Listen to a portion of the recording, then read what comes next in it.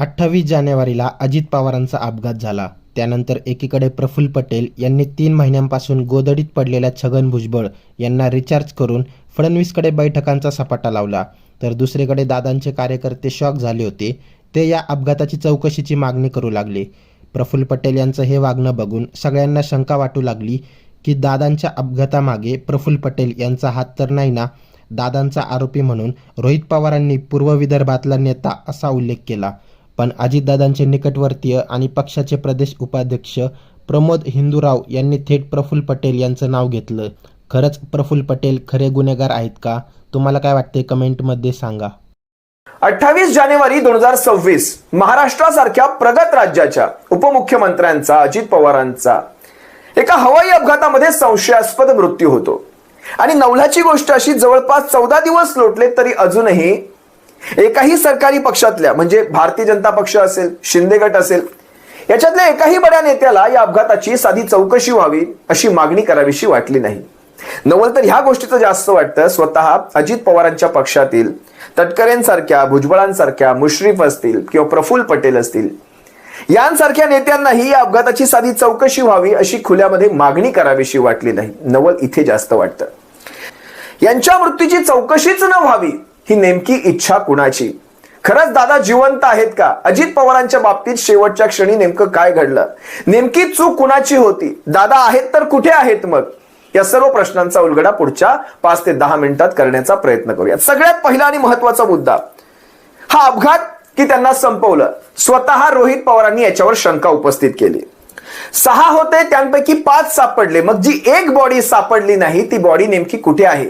ती बॉडी आहे की ती जिवंत आहे? दादा नेमके जिवंत आहेत का? माहित नाही. पुढे ऐका. आणि खरंच दादा जर पुन्हा आले तर ते काय म्हणतील? मी त्यांना जवळ घेईल, त्यांना उराशी घेईल. हे त्यांचे बोल आहेत. त्यांनी कुठेही असं सांगितलं नाही की दादा येणार नाहीत. माहित नाही नेमकी 6वी बॉडी हा काय प्रकार आहे, हे अजूनही अनुत्तरित राहिलेलं हे उत्तर आहे. आता पुढे महत्वाच्या फॅक्ट्सवर येतो. सगळ्यात पहिला फॅक्ट, ती 27 नावं, त्या 27 नावांमध्ये ती जी कंपनी आहे VSR वेंचर, हिचे 27 डायरेक्टर आणि त्या डायरेक्टरांची जी नावं आहेत, त्यांनी खरं तर ती नावं उघड केली नाहीत. ती नावं मीही आज उघड करणार नाही, पण वेळ प्रसंगी त्या नावांची ज्यावेळेस बघूया ना यांचे अहवाल काय येतात, त्या नावांचा सगळ्यात पहिला अभ्यास झाला पाहिजे की त्यामध्ये कोण कोण आहे, राजकारणातलं कोण कोण आहे, हितसंबंध कुणाचे जास्त गुंतलेले आहेत. त्या 27 नावांमध्ये इथपासून सगळ्यात पहिली सुरुवात व्हावी. दुसरं, विमान 16 वर्ष जुनं होतं आणि घटना घडण्यापूर्वी हे विमान गुजरातला, सुरतला जाऊन काय करून आलं होतं याची माहिती मिळावी. दुसरा मुद्दा. तिसरा मुद्दा, ज्या महिलेने आवाज ऐकला होता विमान पडतानाचा, त्या महिलेला त्या विमानाचा आवाज एरवीपेक्षा फार वेगळा, म्हणजे ते विमान तोपर्यंत आदळलंही नव्हतं, त्या विमानाचा आवाज वेगळा येत होता. नेमकं विमानामध्ये त्या क्षणाला काय घडलं होतं? विमानाचा असा अपघात का घडला? म्हणजे अपघात घडायच्या आधी विमानामध्ये नेमकं काय घडलं होतं, या गोष्टी बाहेर आल्या पाहिजेत. विमान पडल्यानंतर आवाज वेगळा येणं हा भाग वेगळा असू शकतो, पण पडायच्या आधीच त्या विमानाचा आवाज हा एरवीपेक्षा हा फार वेगळा आवाज होता. पुढचा मुद्दा, गेल्या काही दिवसांमध्ये गुजरातला जाऊन त्या विमानाने नेमकं काय केलं, त्या विमानाच्या बाबतीत काय काय चेंजेस झाले, काय काय गोष्टी घडल्या, त्याला कोणी कोणी हात लावले, गुजरातमध्ये त्याचा मेंटेनन्स करण्यात आला होता का, गुजरातमध्ये त्याचं जाण्याचं कारण काय, या सगळ्या गोष्टी बाहेर आल्या पाहिजेत. आता पुढचा अतिशय महत्वाचा आणि सणसणीत मुद्दा, मेंटेनन्स कुठे केला जातो? हेवी बेस मेंटेनन्स असतो. आता बघा, मी याचा एक तुम्हाला व्हिडिओ दाखवेल. रोहित पवारांनी स्पष्टपणे इनडायरेक्टली काही गोष्टी सांगितल्या. म्हणतात देशात 2च ठिकाणी अशा प्रकारच्या विमानांचा मेंटेनन्स होतो. 2च ठिकाणी. एक मुंबई स्थित कंपनी आहे जी प्रफुल्ल पटेलांची आहे, आणि दुसरी कंपनी कुठेतरी दिल्लीमध्ये आहे. आता ह्या 2च कंपन्यांमध्ये हा मेंटेनन्स केला जातो. देशात कुठेही इतर ठिकाणी केला जात नाही.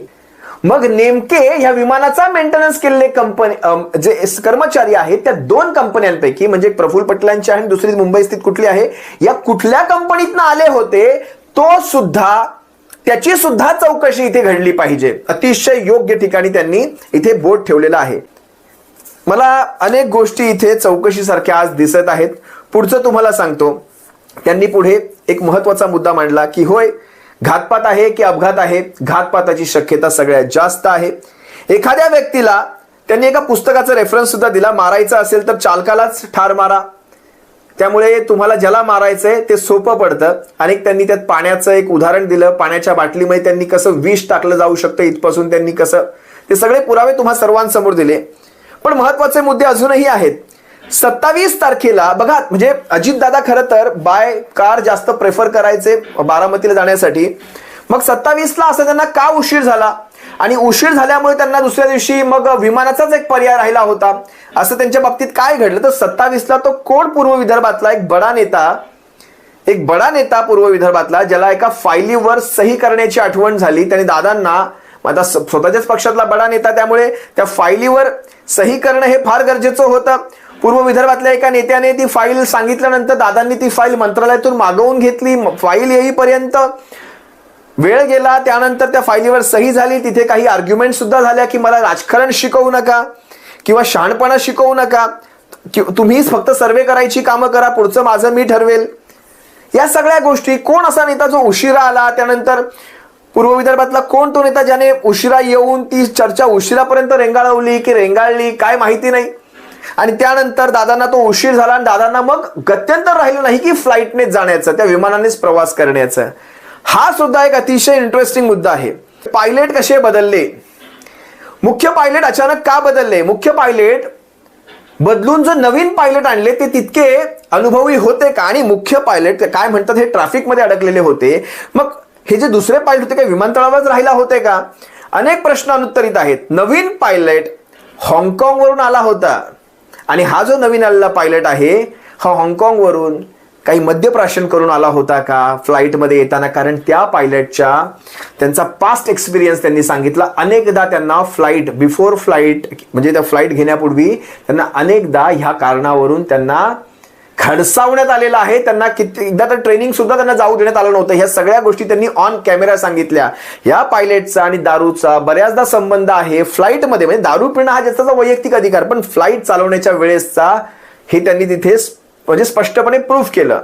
अनेक गोष्टी आहेत या, खरं तर या सर्व गोष्टींची चौकशी किती होईल नाही होईल मला माहित नाही. आता तुम्हाला पुढची माहिती देतो. आज जवळपास 7 दिवस झाले, इन्व्हेस्टिगेशन शून्य.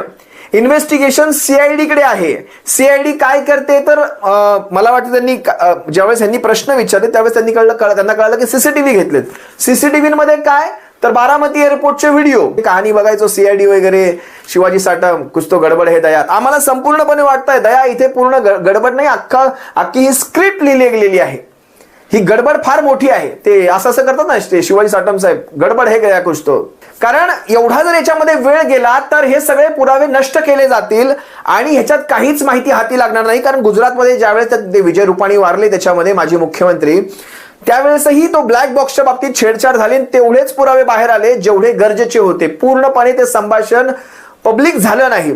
त्यामुळे याच्यामध्ये जितका वेळ जाईल तितके पुरावे नष्ट होतील आणि हा सगळा प्रकार एक मिस्ट्री राहील. इतकंच मी सांगतो.